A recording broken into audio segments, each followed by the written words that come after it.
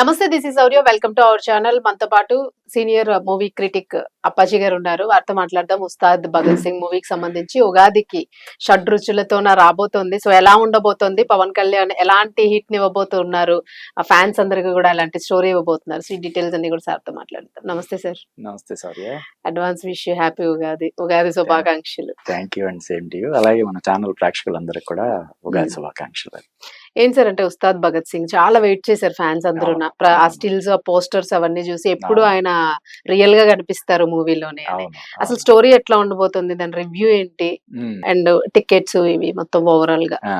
అంటే తెలంగాణలో అయితే ప్రివ్యూస్ ప్రీమియర్స్ ఏం ప్లాన్ చేయలేదు. అలాగే టికెట్ రేట్లు కూడా ఇక్కడ పెంచలేదు. Okay, normal.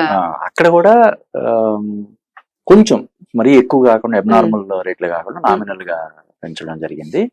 ఇకపోతే ఈ సినిమాకి ఉన్నటువంటి క్రేజ్ గురించి మనం ప్రత్యేకించి చెప్పాల్సిన అవసరం లేదు. ఎందుకంటే గబ్బర్ సింగ్ కాంబినేషన్ లో వస్తున్న సినిమా కావడం వల్ల ఈ ప్రాజెక్ట్ అనౌన్స్ అయిన దగ్గర నుంచి కూడా దీనికి మంచి బజ్ అలాగా పెరుగుతూనే ఉంది తప్ప ఎక్కడ తగ్గలేదు. అలాగే ఈ సినిమా నుంచి వచ్చిన ప్రతి అప్డేట్ కూడా ఈ సినిమా క్రేజ్ ని పెంచుకుంటూ వెళ్ళింది.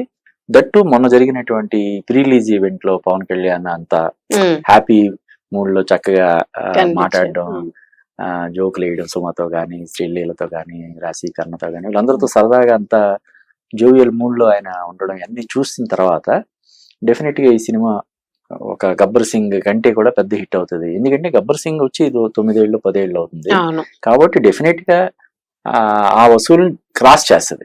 కానీ ఇప్పుడు ఏంటంటే ఈ ఉస్తాద్ భగత్ సింగ్ ఉన్నటువంటి టార్గెట్ ఏంటంటే ఓజీ రికార్డ్స్ బ్రేక్ చేయాలి.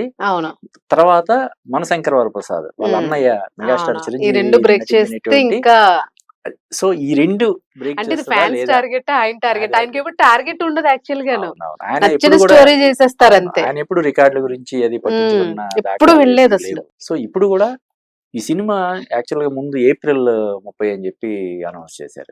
తర్వాత పెద్ది, ప్యారడైజ్ సినిమాలు పోస్ట్ పోన్ అయిన తర్వాత March 26 అని చెప్పి అనుకున్నారు. మళ్ళీ ఇప్పుడు ఈ ఒక సినిమా టాక్సిక్ అనే సినిమా పోస్ట్ పోన్ అవ్వడం, ఇప్పుడు ఏంటంటే ఉగాది, రంజాన్ ఇలాగా 2-3 హాలిడే ఉండడం వల్ల పెద్ద లాంగ్ వీకెండ్ అవ్వడం వల్ల అది అడ్వాంటేజ్ ఉంటది అని చెప్పి బయ్యర్స్ అందరూ కూడా మనం 19వ తారీఖు వచ్చేస్తే బాగుంటదని చెప్పి ఫోర్స్ చేయడం వల్ల ఈ సినిమాని 26 నుంచి 19కి తీసుకురావడం జరిగింది. అలాగా అంటే ముందుగా అనుకున్న తేదీ కంటే కూడా 1.5 నెల ముందు. జనరల్ గా ఈ మధ్యకాలంలో ప్రతి సినిమా కూడా అనుకున్న దానికంటే ఎంతో కొంత డిలే జరుగుతుంది. ఇప్పుడు ఉదాహరణ పెద్ద సినిమా 26 తారీఖు అన్నది ఇప్పుడు జూన్ కి ఎప్పటికి వెళ్ళింది కదా. కానీ ఇది ఏప్రిల్ అనుకున్నది కాస్త ముందు వచ్చేస్తుంది. అది కూడా 45 days బిఫోర్ వచ్చేస్తుంది. అందువల్ల మన హరీష్ శంకర్ అన్నట్టు ఇది ఉస్తాద్ ఉగాది. అలాగే ఉస్తాద్ ఊచకోత అంటున్నాడు ఆయన. అంటే ఇంకా ఫ్యాన్స్ ప్రపంచంలో తట్టుకోలేము. ఉగాదికి విడుదలవుతున్నటువంటి ఉస్తాద్ కలెక్షన్స్ పరంగా ఊచకోత కోసే విధంగా ఉంటదని చెప్పి మనం ఎక్స్పెక్ట్ చేయొచ్చు. అంటే స్టోరీ మామూలుగా స్టైల్ గానీ, స్టోరీ గానీ ఇవి ఎలా ఉండబోతున్నాయి సార్? అంటే కొంతమందికి అంచనా ఉంది. అదే అంటే సౌర్య, ఇప్పుడు హీరో పోలీస్ ఆఫీసర్ అన్నప్పుడు స్టోరీ ఏమై ఉంటది కదా. ఈ సంఘ విద్రోహ శక్తుల ఆట కట్టించే, భరతం పట్టించే ఒక హీరో కదా. అది సింపుల్ కదా. ఇకపోతే మన హరీష్ శంకర్ స్టైల్ ఎంటర్టైన్మెంట్, పవన్ కళ్యాణ్ తాలూకు పంచ్ డైలాగ్స్ అవన్నీ ఉంటాయని మనకి టీజర్, ట్రైలర్ అవి చూస్తే తెలుస్తుంది. కాబట్టి ఆ జోనర్ లోనే ఉంటది. ఇంకా చెప్పాలంటే మనకి గబ్బర్ సింగ్ కి ఎక్స్టెన్షన్ అని మనం చెప్పకూడదు కానీ ఇంచుమించు అలా ఆ ఫ్లేవర్ లో, గబ్బర్ సింగ్ ఫ్లేవర్ లో ఒక పక్క యాక్షన్, ఇంకో పక్క ఎంటర్టైన్మెంట్, రెండు పంచుతూ ఉండే సినిమాగా మనకి తెలుస్తుంది. శ్రీలీల ఫస్ట్ టైం పవన్ కళ్యాణ్ తో చేయడం, హరీష్ శంకర్ తో కూడా చేయడం ఫస్ట్ టైం, ఈవెన్ రాశి కన్నా కూడా ఫస్ట్ టైం. తనైతే అదే మొన్న రిలీజ్ ఈవెంట్ లో ఈ సినిమా సంబంధించి ఇంకో హీరోయిన్ కి ఇది ఉందన్న అని ప్లాన్ చేసి తను సంప్రదించినప్పుడు వచ్చి మీకు స్టోరీ చెప్పాలి ఇలాగా అంటే, నాకు స్టోరీ ఏమొద్దు, పవన్ కళ్యాణ్ సినిమాలో ఎప్పటి నుంచో నాకు కోరిక, కాబట్టి నేను నాకు డేట్స్ చెప్పండి అని చెప్పి డేట్స్ మాత్రమే అడిగిందంట తప్ప, అంటే ఏ టైం ఏంటన్నది అడిగిందంట తప్ప స్టోరీ అడగలేదంట. అంటే జనరల్ గానే పెద్ద హీరోల సినిమాలకు సంబంధించి ఎందుకంటే వాళ్ళే ఎన్నో జాగ్రత్తలు తీసుకుంటారు కదా పెద్ద హీరో, ఎందుకంటే 100 కోట్ల వ్యవహారం, నిర్మాతలు జాగ్రత్త తీసుకుంటారు, హీరో తరపున అన్ని జాగ్రత్తలు తీసుకోవడం జరుగుతుంది. కాబట్టి జనరల్ గానే సబ్జెక్ట్ గురించి విని నచ్చితే చేస్తామనే ఇది ఎవరు చెయ్యరు. అయితే ఇదేంటంటే అసలు ఫస్ట్ ఫోన్ కాల్ లోనే మీరు నాకేం చెప్పొద్దు, పవన్ కళ్యాణ్ సినిమా డ్రీమ్ నేను చేస్తాను అని చెప్పి చెప్పిందని చెప్పి Harish Shankar pre release event లో చెప్పాడు. అలాగే ఇందాక జరిగినటువంటి ప్రెస్ మీట్ లో కూడా శ్రీలీల ఈ సినిమా తోటి తనకి అంటే పరంగా చెప్పాలంటే శ్రీలీలకి మధ్యలో 1-2 సినిమాలు ధమాకా బాలకృష్ణ గారితో సినిమా తప్ప మిగతావన్నీ కూడా తనకి డిసప్పాయింట్ చేసింది. అంటే ఒక దశలో ఆమెని ఐరన్ లెగ్ అని పిలిచే ప్రయత్నాలు కూడా జరిగినాయి. అంటే తమిళంలో చేస్తుంది, హిందీలో చేస్తుంది, తెలుగులో చేసినా కూడా ఒక ధమాకా మినహా ఆ భగవంత్ కేసరి సినిమాలో తన హీరోయిన్ కాదు అందులో కదా, మెయిన్ లీడ్ చేసింది. ఆ సినిమా ఈ రెండింటిని మినహాయిస్తే ఇప్పటివరకు ఆమె చేసిన సినిమాలన్నీ కూడా డిసప్పాయింట్ చేసి ఉండడంతో తనని కొంచెం ఐరన్ లెగ్ గా చిత్రీకరించే ప్రయత్నం అయితే జరిగింది. ఇక్కడ దీనికి సంబంధించినటువంటి పోలిక ఏంటంటే అప్పుడు గబ్బర్ సింగ్ సినిమాలో శృతి హాసన్ పరిస్థితి కూడా అప్పట్లో అదే. ఆ సినిమా ముందంతా కూడా ఆ అమ్మాయికి అన్ని ఫ్లాప్లే. ఆ సినిమా గబ్బర్ సింగ్ సినిమా తోటి హిట్ కొట్టింది, తర్వాత వరుస విజయాలతోటి దూసుకుపోయింది. సో ఇప్పుడు శ్రీలీల కూడా ఈ సినిమాతో ఒక మంచి హిట్ కొట్టబోతుందని చెప్పి తను ఇందాక చెప్పడం జరిగింది. అలాగే రాశి కన్నా కూడా తన టాలెంట్ కి, తన గ్లామర్ కి, తన పర్ఫార్మెన్స్ కి తగిన సక్సెస్ లేదు. సో తనకు కూడా ఇది చాలా కీలకమైనటువంటి సినిమా.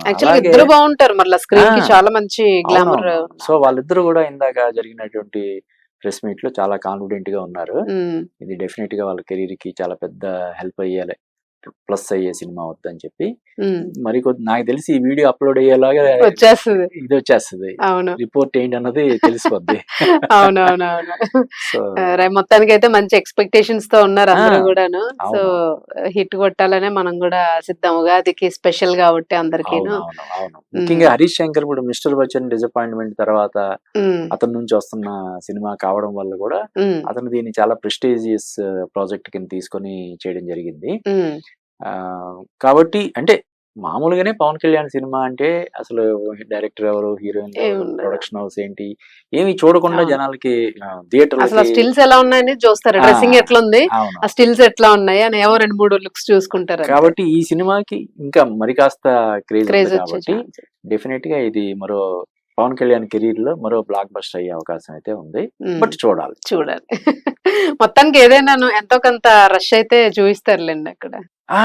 డెఫినెట్ గా ఎంటర్టైనింగ్ మూమెంట్స్ ఉంటాయి. సినిమా అంటే సినిమాలు ఇప్పుడు ఎలా ఉందంటే సౌర్య, ప్రతి సినిమా ప్రతి ఒక్కరికి నచ్చాలని లేదు కదా. ఇప్పుడు బాహుబలి నచ్చని వాళ్ళు ఉంటారు, ఇప్పుడు మొన్న సూపర్ డూపర్ హిట్ అయిపోయిన దురంధర్ సినిమా నచ్చని వాళ్ళు ఉంటారు. ఇప్పుడు నాతోటే అన్నాడు ఒక ఆయన, నాకు మరి ఎందుకు నాకు నచ్చలేదండి సినిమా. అలాగా ఏది మొత్తం మన ఇండియాలో ఇప్పటివరకు రిలీజ్ అయినటువంటి సినిమాలు క్రియేట్ చేసిన రికార్డులు అన్ని బ్రేక్ చేసింది కూడా నచ్చని వ్యక్తులు ఉన్నారు.